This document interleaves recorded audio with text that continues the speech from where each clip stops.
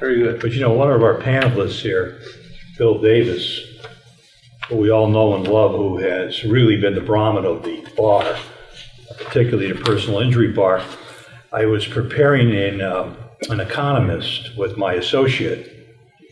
Susan Peck? No, young man. I said to him, Ben, economists really weren't permitted to testify. And he said it was Bill Davis who really broke that barrier, and that's why we're able to do it. And he nodded his head, and I said, and Bill Davis, in the whole area of the individual voir dire, it was Bill Davis and Al Zakarian and other people who really established that his legislature wanted to revoke it every year. And they still do. And in the whole area of products liability, before we had the code, it was Bill Davis that established the basic rules. And at which point my associate nodded, and he wanted to get out of the office. So he started to walk, and he stopped at the door threshold, and he said, Hubert, yeah, I have one question. I said, what's that? Who's Bill Davis?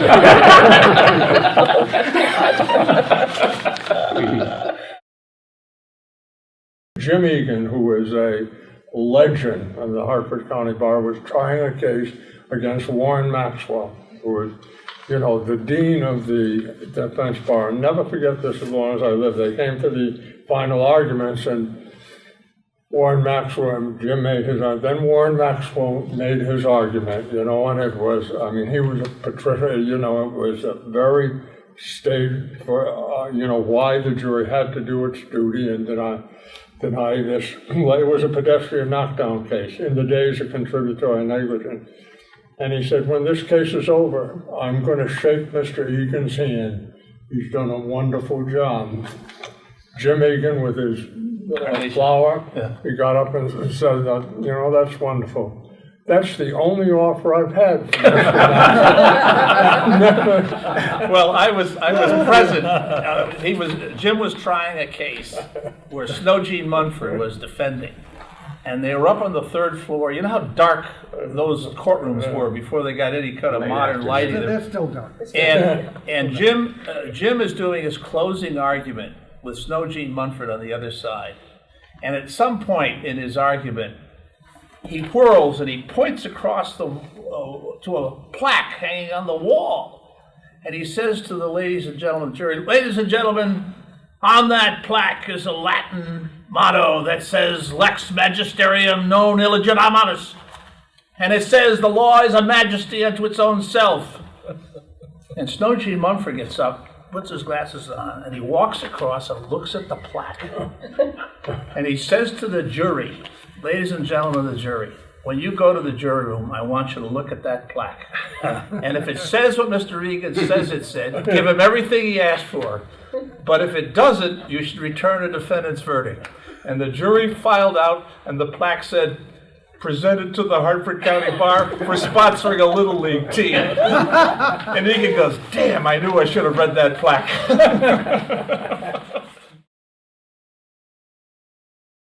I lived down three houses down from Miss Donick, and Hubie, you're right about Alex making her very happy, because the happiest day of the year for her was Halloween, and she would be sitting in front of her piano, plumped up, all made up and very nice. And Alex would be standing next to her with a big stack of brand new ones. $1 bills. And every child that came through, Alex would dutifully make sure it was only one, but pass it out to the little child. And my daughters always loved to go there. Much better than going across the street to the governor's mansion, where you got nothing. One year he dressed her up as a witch. And the Hartford Courant got a hold of that in one of the many, many stories that were told. And I do remember, I had a good friend that lived in your neighborhood, and I remember her daughter coming home Halloween night saying, there's a woman in that big house handing out dollar bills. So all the kids were lined up. I share the story excitement. of Alex as plaintiff. He was up on Asylum Hill and stopped for a stoplight, and he got rear-ended. I can still remember this fellow that rear-ended him, because Alex was about the fourth person he had hit. In the end, the adjuster's running all over town to catch up with their insured to take his keys away from him. But Alex was around for weeks with a Thomas collar. Fast forward, there's a lawsuit. Alex is claiming that his heart operation was a result of the accident. And he was completely open, and as he was, he'd just tell you anything about himself. We had a carte blanche medical authorization, and I went to talk with his cardiologist. And he was laughing. He said, he's a piece of work. And he said, I'm examining Alex, and he said he passes out on me. So he said, there's a classic medical test. If somebody passes out, you take their hand and you hold it over their face and you drop it. And if they're really out, you stick your other hand and catch it before they hit themselves in the face. Alex is wafted down gently to But he said the night of the operation, he could run in to see him, as he did with all patients. And Alex said to the doctor, look, he says, I picked you because you're the best. He says, you're the best team in town. And I picked you for the operation. And I want you to know, he said, if I don't come out of this operation correctly, he said, I'm going to sue every one of you for everything you have.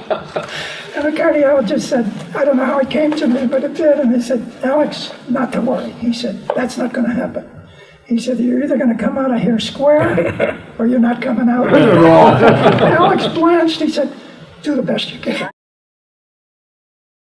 The first personal injury case I ever tried was against Munford. It was right after whoever was the presiding judge on civil in Hartford, it may have been Speziale, ordered him to enlarge his firm because he had so many cases on the docket that he was always marking things ready nisi, which meant when I get finished with another trial, he was furious that he had to try this Mickey Mouse case in the Common Pleas Court against a pipsqueak.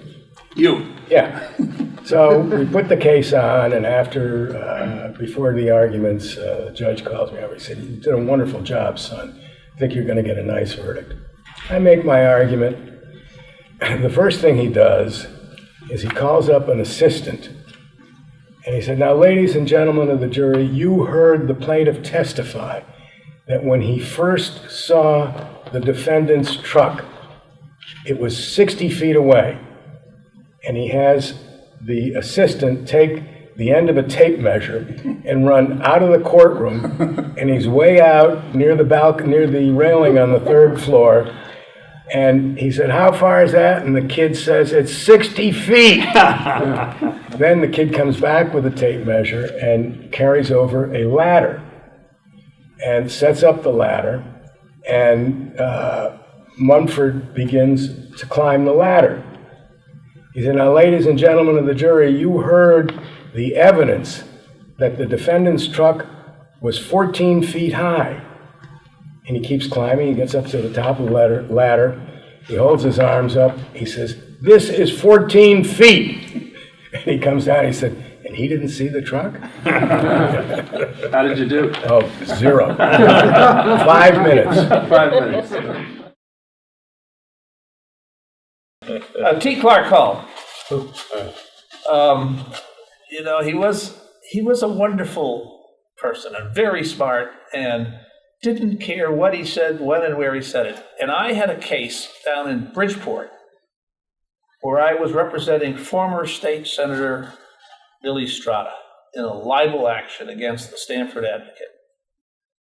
And I don't go to Bridgeport a lot, so I don't know a lot of the lawyers there and many of the judges. And I got there early, and Sarsfield Ford was the presiding judge. Hi, Jim, what are you doing here? I said, I got a case down here, Your Honor. I'm representing Bill Strada. Oh, I know that case. He says, and I'm disqualified at that. One of the people you're suing is my next door neighbor, so I can't handle that. But I'm sending you into Clark Hall. I go, okay. So I go into Hull's court, and it's full of people, most of whom I don't know. And Hull comes out on the bench, and the sheriff calls the court to order, and Hull goes, well, he says, we must have a big case today. Hartford is being heard from. Good morning, Mr. Wade. Good morning, Your Honor. All these heads turn to look at it, right? Now he's calling the cases, ready, over. Strada versus the Connecticut newspapers. That's ready, Your Honor. Oh, Mr. Wade, is that your case? Yes, it is, Your Honor. Mind you, this is all on the record, right? Is that former state senator William Strada? Yes, it is, Your Honor.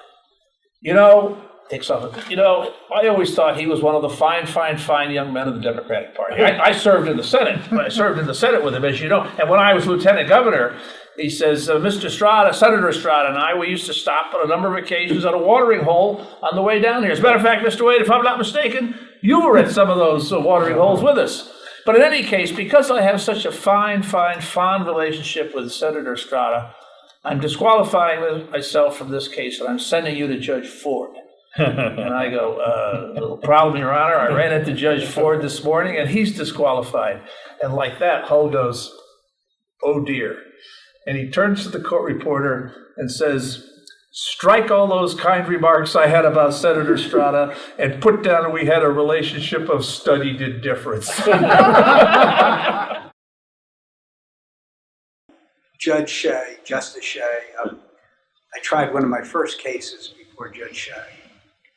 Max Hyman was defending together with John Fitzgerald. Oh, my. Every question I asked, objection leading, sustained. Objection leading, sustained. Eventually, I got enough questions out, and I was representing one of the Gerstons. I don't remember which one. And it was like a $25,000 condition case tried to the jury. I ended up winning the case. But my next trial with Justice Shea, even though I appeared before him as an appellate judge many times, was the breakup of Cohen, Chin, and Wolf. And I have a feeling that Judge Berger was running the courthouse in those days, and we were the laughing stock of the courthouse. We tried it for 80 days, over 3.5 years. Really? Oh, You let you get away with that? Justice Shea coined, let him go. You know, it wasn't 8 to the Who second. represented Bob Cohen? Oh, you know who. Anyway, we got to the point where we had like 8 to the 6th power. We gave up, you know, A. It was 8 to the 6th power. Exhibit. So we're trying As that opposed to case. plaintiffs. Max Hyman would walk by. He was a judge in those days. He'd walk by the courtroom. We were doing it mostly at 208 on the second floor, and he'd sort of laugh at us every day. Oh, you're still here. He'd laugh. And I believe it was Judge Berger. I could be wrong, but somebody decided one way to maybe speed us up was they would send us to the community court. They didn't send us to courtroom A or B. They sent us to courtroom C, Sounds like which had never been used. cruel and unusual punishment. So I got in trouble for that, by the way. We go into this courtroom, and there's Justice Shea. We're taking the plastic off the chairs. And he was such a humble man. He takes his jacket. He had no place to put his jacket. He puts it on the floor. He said, Justice Shea, you can't do that. We never had a clerk. I mean, it was ridiculous. But that's Justice Shea. He was just a fabulous human being. I was defending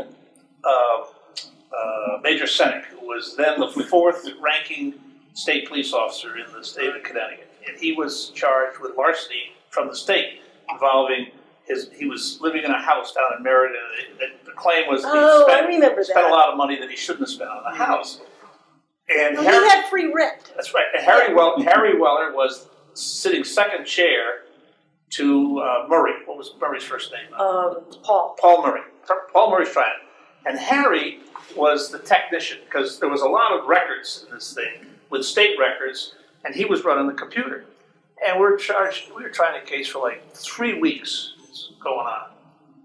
And all of a sudden, Harry Weller shows up for court, and he's wearing a necktie that screams New York Yankees. It's got not only the New York Yankee symbol, it's got American flags, it's got Rockets red glare, and that's his tie, okay? And I look at him, I go, Harry, I don't think you should be wearing that tie. Well, what's wrong with his tie? I said, well, you know, we're in Meriden. It's like the break point in Connecticut. I said, I don't know which way this is going to cut. They cut for me, they cut, but we didn't voir dire. Are you a Red Sox fan or a Yankee fan? And Judge Rubino was trying to, she comes out just then.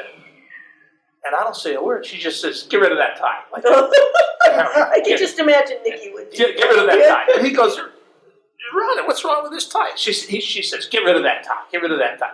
He goes, I'll have to go back to Rocky Hill to get a tie. He said, no, you won't. The public defender has plenty of ties. Recess. Be back in 3 minutes. So now he comes back, and he's got a plain blue tie on. So Judge Rubino comes back out of the bench. And we're going to bring the jury in, and we're standing there, and Harry's looking down at his computer. And the first juror who comes through the door, he's wearing a New York Yankees shirt.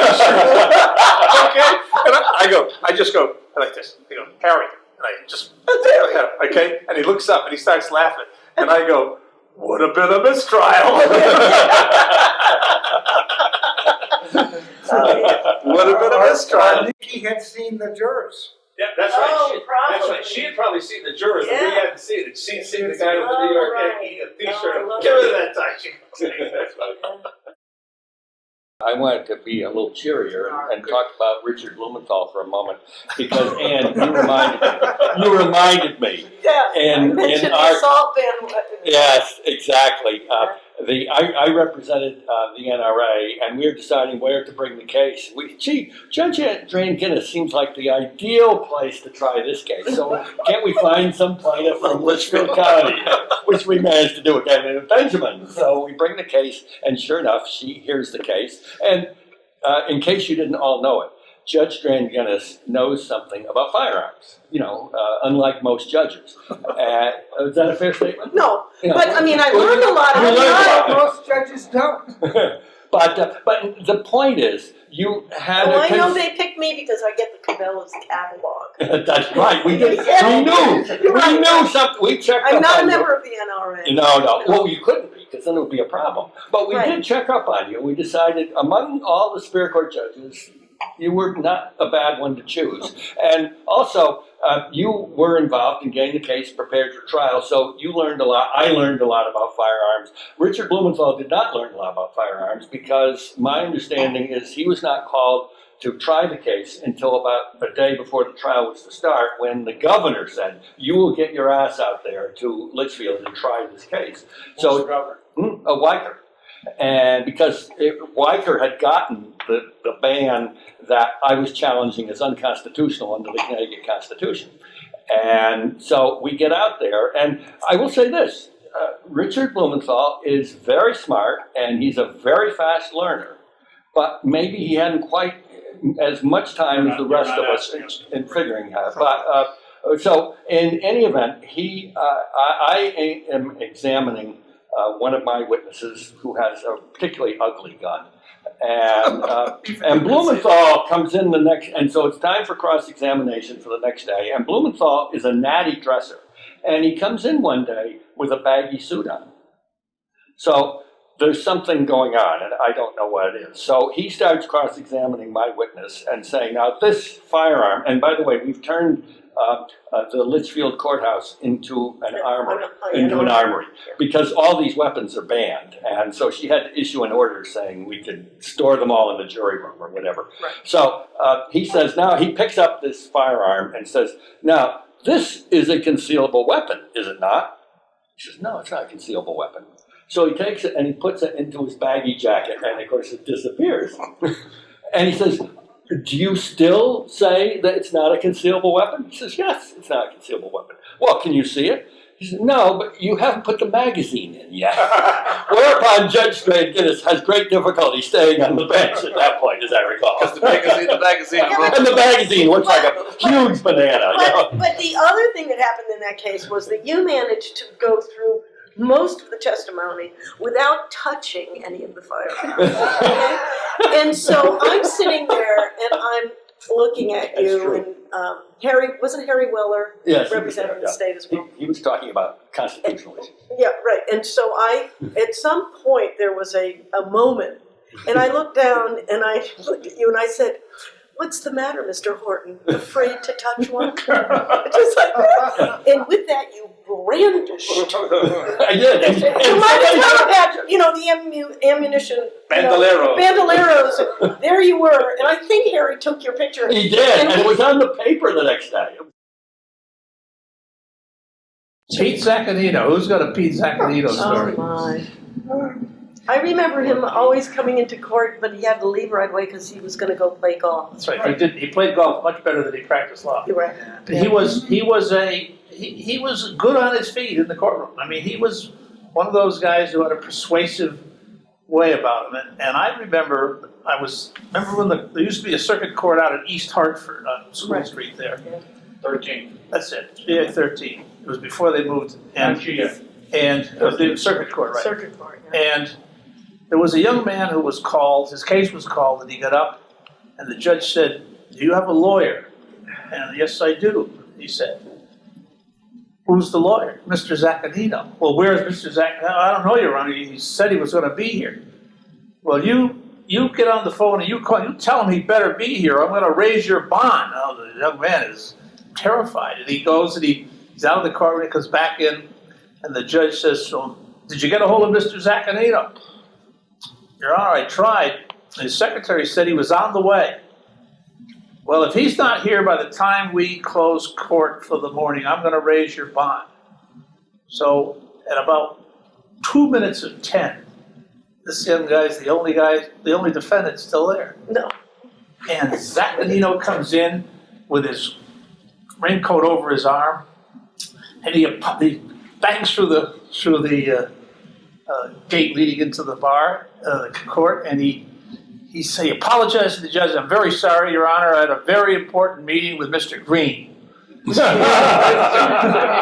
And the judge now, he gets a twinkle in his eye. I understand, Mr. Zaccanino. What can you tell me on behalf of this young man?" And Pete goes, "Your Honor, this young man is," and the kid would say, 19, and he works for, and the kid would go say the job, and he's charged with, and the kid would say what it was. And, Your Honor, he's ready to plead guilty here, but we don't think there's any reason why he should go to jail. By now, he's got the court laughing, and everybody laughing. And I'm thinking to myself, that was pretty effective. He got the result he wanted by being Pete Zaccanino.